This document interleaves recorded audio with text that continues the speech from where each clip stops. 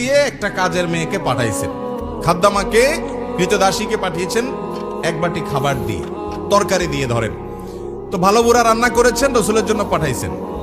আয়েশা রাদিয়াল্লাহু তাআলা আনহা দরজা খুলে দেখলেন যে কাজের মেয়ে তরকারি নিয়ে আসছে আরেক স্ত্রীর ঘর থেকে।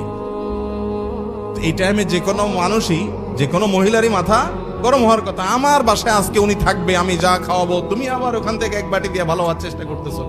উনি বাটিটা ধরে ছুঁড়ে ফেলে দিলেন, ছুঁড়ে ফেলে দিলেন। বাটির সব তরকারি তো গেছে গেছে, বাটিও দুই টুকরা হয়ে গেছে, কাঁচের বাটি ছিল। এই দৃশ্য নবী করিম সাল্লাল্লাহু আলাইহি ওয়াসাল্লাম দেখার পর উনি বাইরে হয়ে আসলেন, যা উঠান থেকে নিজের হাতে সে ভাঙা বাটিটা নিয়ে আসলেন। আনার পর একই শেপের একই ধরনের আরেকটা বাটি এই ঘরেও ছিল, আয়েশা তার ঘরে। ওই খালি বাটিটা নিয়ে কাজের মেয়ের হাতে দিয়ে বললেন, এটা নিয়ে ওই বাসায় চলে যাও এবং খবর